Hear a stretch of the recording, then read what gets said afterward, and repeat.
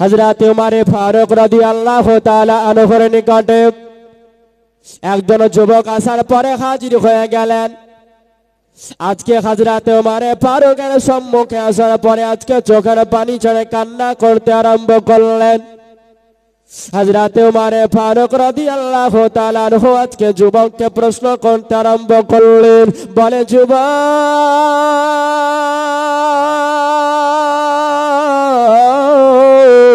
আজকে আমার দরবারে আসার পরে, আমার নিকটে আসার পরে আজকে কেন তুমি কান্না করতে আরম্ভ করলে? আজকে যুবকটা হযরত উমর ফারুকের সম্মুখে দাঁড়িয়ে গেলেন।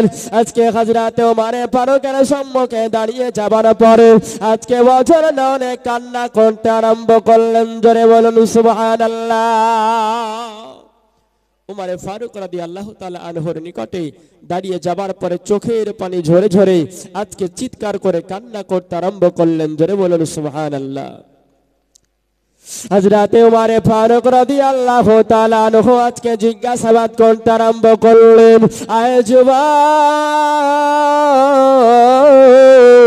আমার সম্মুখে চলে আসার পরে আজকে তুমি হঠাৎ করে কিসের জন্য কান্না করতে আরম্ভ করলে বলো? আজকে যুবক দাঁড়িয়ে যাবার পরে বলতে আরম্ভ করলেন, হুজুর, আমার জীবনে অনেক বড় গুনাহ করে ফেলেছে। আজকে অনেক বড় গুনাহ করার পরে আমি আপনার সঙ্গে সাজেশন নেবার জন্য এসেছে, আমি আপনার সঙ্গে পরামর্শ করার জন্য এসেছে।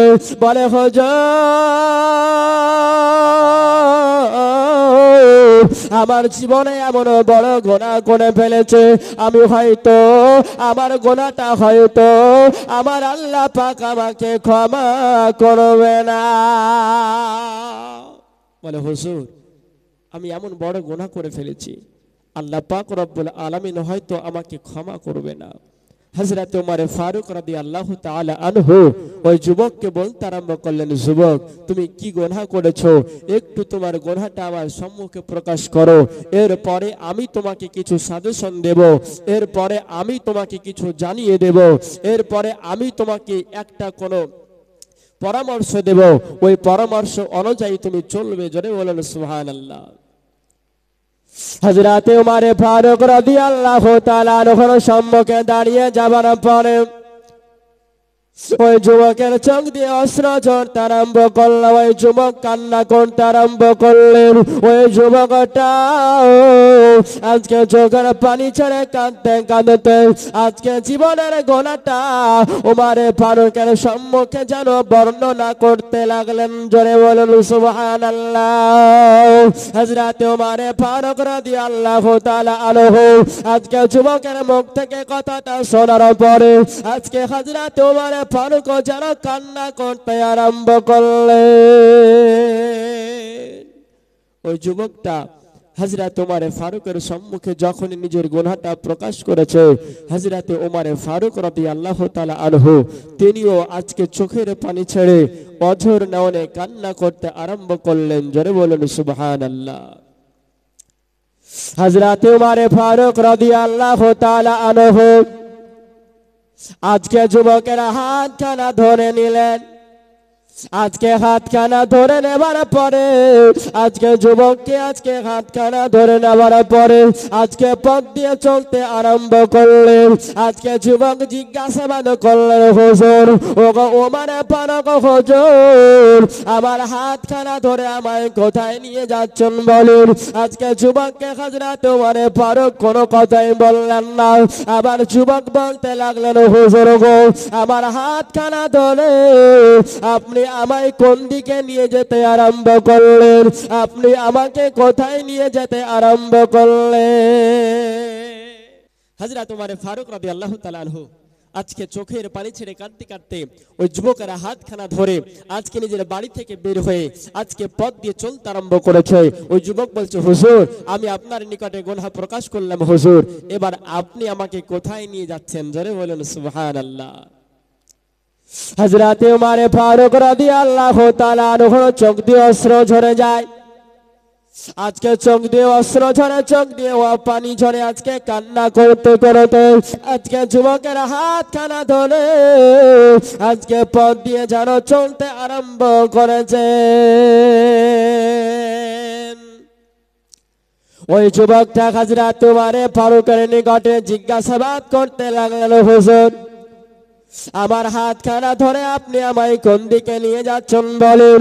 হযরত উমরে ফারুক রাদিয়াল্লাহু তাআলা আনহু হযরত উমরে ফারুক রাদিয়াল্লাহু তাআলা আনহু আজকে বলতে আরম্ভ করলেন, যুবক আজকে আমি তোমাকে সাধারণ কোনো মানুষের সম্মুখে নিয়ে যাই না, আজকে আমি তোমাকে আমার রাহমাতাল লিল আলামিন আমার প্রিয় নবীজির দিকে নিয়ে যেতে আরম্ভ করেছি। জোরে বলুন সুবহানাল্লাহ। যুবককে বলছে, যুবক আমি তোমাকে আমার নবীর কাছে নিয়ে যাচ্ছি, আমার নবী পারে তোমার এই গুনাহের ফায়সালা কি হবে, এই গুনাহের জন্য তোমার করণীয় কি হবে, এর একমাত্র সিদ্ধান্ত, এর একমাত্র পরামর্শ যিনি দিবেন তিনি হলেন রাহমাতাল লিল আলামিন নবী মুস্তাফা। জোরে বলুন সুবহানাল্লাহ। হযরত উমরে ফারুক রাদিয়াল্লাহু তাআলা আনহু আজকে যুবকের হাতখানা ধরে আজকে নবী মুস্তাফার ঘরের দিকে চলতে আরম্ভ করলেন। আজকে যুবকটা হযরত উমরে ফারুকের হাতখানা ধরে নেবার পরে বলতে আরম্ভ করলেন, বলেন হুজুর আমাকে নবী মুস্তাফার নিকটে নিয়ে যাবেন না, আমি নবী মুস্তাফার সম্মুখে দাঁড়াতে পারবো না, আমি নবী মুস্তাফার সঙ্গে কালাম করতে পারবো না, আমি নবী মুস্তাফার সঙ্গে কথা বলতে পারবো না। আজকে যুবককে হযরত উমরে ফারুক বলতে আরম্ভ করলেন, যুবক আজকে তোমার কোনো ভয় নাই, আজকে চলো নবী মুস্তাফার দিকে এগিয়ে যাই। ওই যুবকটা বারংবার বলতে আরম্ভ করলেন, হুজুর হুজুর আমাকে নবীর দরবারে নিয়ে যাবেন না, আমার জীবনে এমন গুনাহ করেছি আমি, এই গুনাহটা আমি নবীর সম্মুখে প্রকাশ করতে পারবো না। বলে হুজুর আমি আপনাকে অনুরোধ করে হুজুর আমাকে নবী মুস্তাফার নিকটে নিয়ে যাবেন না, আমি এমন গুনাহগার, আমার নবীর সম্মুখে যাবার পরে কেমন করে দাঁড়াবো, আমি এমন গুনাহগার, আমি এমন পাপী, আমার নবীর সম্মুখে যাবার পরে আমি নবীর সঙ্গে কেমন করে কথা বলবো, হুজুর আমি নিজেকে লজ্জিত বোধ করছি, হুজুর একটু আমার হয়ে আপনি নবী মুস্তাফার সম্মুখে এর পরামর্শটা একটু জেনে আসুন। জোরে বলুন সুবহানাল্লাহ। হযরত উমরে ফারুক রাদিয়াল্লাহু তাআলা আনহু আজকে যুবকের হাতখানা ধরে আজকে নবী মুস্তাফা মদিনা ওয়ালা নবী মুস্তাফা নবী সাল্লাল্লাহু আলাইহি ওয়াসাল্লামের বাড়ির দিকে রওনা দিলেন। নবী মুস্তাফার দরজার সম্মুখে চলে যাবার পরে উমরে ফারুক রাদিয়াল্লাহু তাআলা আনহু আজকে নবীকে সালাম দিতে আরম্ভ করলেন, আসসালাতু ওয়াসসালামু আলাইকা ইয়া রাসূলুল্লাহ, আসসালাতু ওয়াসসালামু আলাইকা ইয়া নবিয়াল্লাহ, ইয়া রাসূলুল্লাহ, ইয়া হাবিবাল্লাহ, নবীজি আমি হলাম হযরত উমরে ফারুক, আমি আপনার সঙ্গে কিছু কথা বলার জন্য এসেছি। নবী মুস্তাফা ঘরের ভিতর থেকে বলছেন, ওমর আমি অনুমতি দিলাম তুমি আমার ঘরের মধ্যে প্রবেশ করো। জোরে বলুন সুবহানাল্লাহ। হযরত উমরে ফারুক রাদিয়াল্লাহু তাআলা আনহু আজকে চোখের পানি ছেড়ে কাঁদতে কাঁদতে প্রিয় নবী আকা মুস্তাফা সাল্লাল্লাহু আলাইহি ওয়াসাল্লামের নিকটে গিয়ে উপস্থিত হলেন। জোরে বলুন সুবহানাল্লাহ। আজকে মদিনা ওয়ালা নবী মুস্তাফা নবী সাল্লাল্লাহু তাআলা আলাইহি ওয়াসাল্লামের নিকটে হযরত উমরে ফারুক রাদিয়াল্লাহু তাআলা আনহু যাবার পরে পৌঁছে গেলেন। আল্লাহ নবী পয়গম্বর আযম মদিনা ওয়ালা নবী মুস্তাফা নবী সাল্লাল্লাহু আলাইহি ওয়াসাল্লাম বলতে আরম্ভ করলেন, এই ওমর আজকে তোমার চোখ দিয়ে কেন পানি ঝরে, আজকে তুমি কেন কোন অবস্থায় আছো, আজকে কেন তুমি কান্না করতে আছো বলো। উমরে ফারুক রাদিয়াল্লাহু তাআলা আনহু আজকে কান্না করতে করতে নবী মুস্তাফাকে বলতে লাগলেন, হুজুর আজকে আমার কান্না করার কারণ হলো আমার কাছে একজন যুবক চলে এসেছিল, আজকে কান্না করার কারণ হলো ওই যুবক। আমার মদিনা ওয়ালা নবী মুস্তাফা নবী সাল্লাল্লাহু আলাইহি ওয়াসাল্লাম বলতে লাগলেন, ওমর আজকে কোন যুবকের কথা বলো, আজকে যে যুবকের কথাই আমার সম্মুখে তুমি প্রকাশ করতে আরম্ভ করলে, ও মা, ওই যুবককে আমার সম্মুখে নিয়ে আসার ব্যবস্থা করো।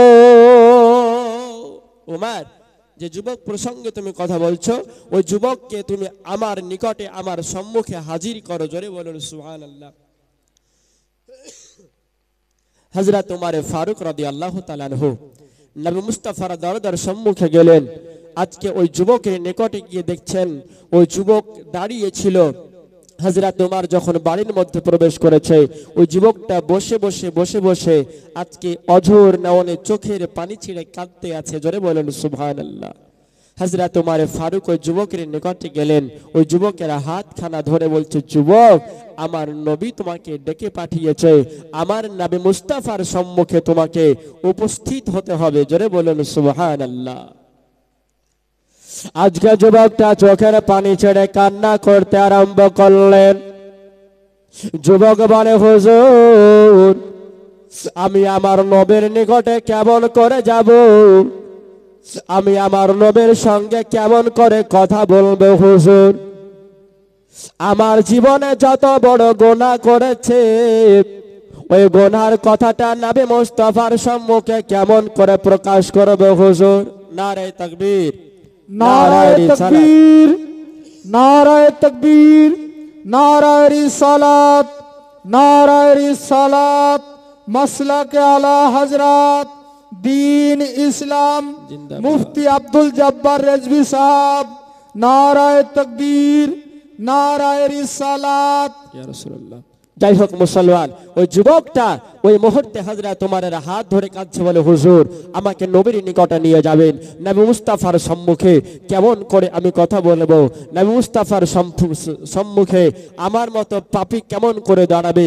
এরপরেও হযরত উমর ফারুক নবী মুস্তাফার নিকটে ওই যুবককে নিয়ে হাজির করলেন। জোরে বলেন সুবহানাল্লাহ। একদিকে হযরত উমর ফারুক কান্না করতে আরম্ভ করেছে, আর একদিকে হযরত উমর ফারুকের সঙ্গে সঙ্গে যুবকটাও কান্না করতে আরম্ভ করেছে।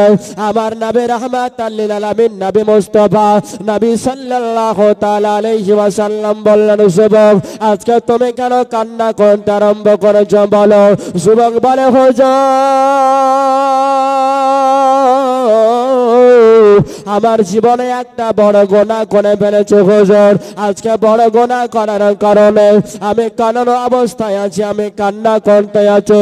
আজকে যুবককে রাসূলুল্লাহ বলতে আরম্ভ করলেন, যুবক, আজকে কেমন তুমি গুনাহ করেছো, তুমি প্রকাশ কানা করে দাও। আজকে যুবক বলে, নবী, আমি কেমন করে প্রকাশ করব নবী? আমি প্রকাশ করতে লজ্জিত বোধ হয়। আল্লাহর নবী মুস্তাফা বলতে আরম্ভ করলেন, যুবক, আজকে তোমার গুনাহ কি অনেক বড় হতে পারে?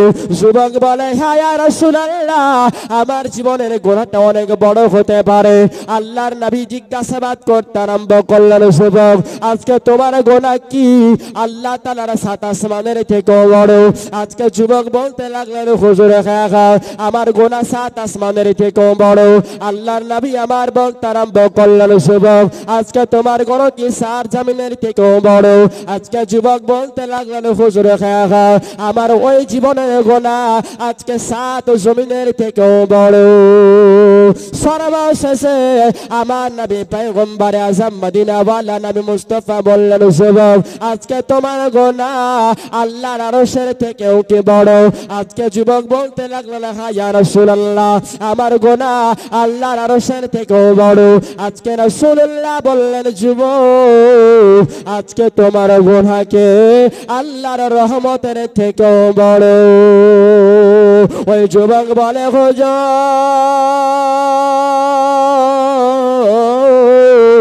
না ইয়া রাসূলুল্লাহ, আমার জীবনের গুনাহ আল্লাহ তাআলার রহমতের থেকেও বড় হতে পারে না। আল্লাহর নবী মদিনা ওয়ালা নবী মুস্তাফা বললেন, যুবক, তাহলে তোমার গুনাহটা কেমন গুনাহ প্রকাশ করো? আজকে যুবকটা চোখের পানি ছেড়ে বলতে আরম্ভ করলেন, নবী গো, আমি একদিন নয়, দুদিন নয়, আমি 3 দিন নয়, 4 দিন নয়, আমি 7 বছর থেকে আমি কবর থেকে কাফন চুরি করি। জোরে বলুন নাউজুবিল্লাহ। এই মুহূর্তে নবী পাক সাল্লাল্লাহু আলাইহি ওয়াসাল্লাম ওই যুবককে বলতে আরম্ভ করলেন, যুবক তুমি 7 বছর থেকে কাফন চুরি করো। যুবক বললেন, হ্যাঁ ইয়া রাসূলুল্লাহ। আজকে যুবক বলতে লাগলেন, নবী গো, অনুরূপ ভাবে আমি এই কাফন চুরি করতে করতে আজকে ইয়া রাসূলুল্লাহ আর আনসার গোত্রের একজন মহিলা ইন্তেকাল করলো। আমি তার ওই জানাজার সালাত আদায় করার জন্য আমি জানাজার নামাজ আদায় করলাম। জানাজার নামাজ আদায় করার পরে ইয়া রাসূলুল্লাহ নবী গো, আমি তার কবরের দিকে চলে গেলাম। আজকে তাকে দাফন করলাম, তাকে মাটি দিলাম। মাটি দেওয়ার পরে রাত্রি বেলায় ওই আনসারী গোত্রের মহিলার কবরের কাছে চলে গেলাম।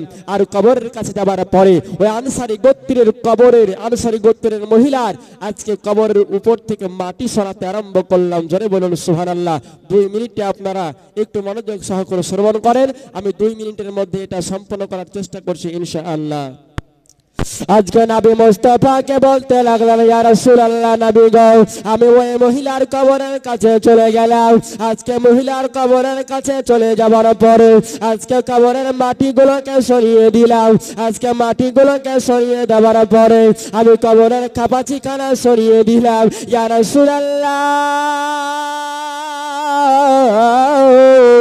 আজকে কবরের খাবাজিখানা সরিয়ে দেওয়ার পরে আজকে সুন্দরী মহিলার আজকে শরীর থেকে আজকে কাপড়খানা খুলে নিলাম। আজকে কাপড়খানা চুরি করে নিলাম। আজকে কাপড়খানা নেবার পরে আমি যখন কবর থেকে উঠতে যাব, ইয়া রাসূলুল্লাহ আমার মধ্যে শয়তানের ওয়াসওয়াসা চলে আসলো। আমি আনসারী গোত্রের ওই মহিলার সঙ্গে ওই লাশের সাথে আমি কবরের মধ্যে জেনাতে লিপ্ত হয়ে গেলাম। আজকে এই ঘটনা শোনার পরে আমার নবীর চোখ দিয়ে অশ্রু ঝরতে আরম্ভ করলো। উমারে ফারুক কান্না করতে আরম্ভ করেছে।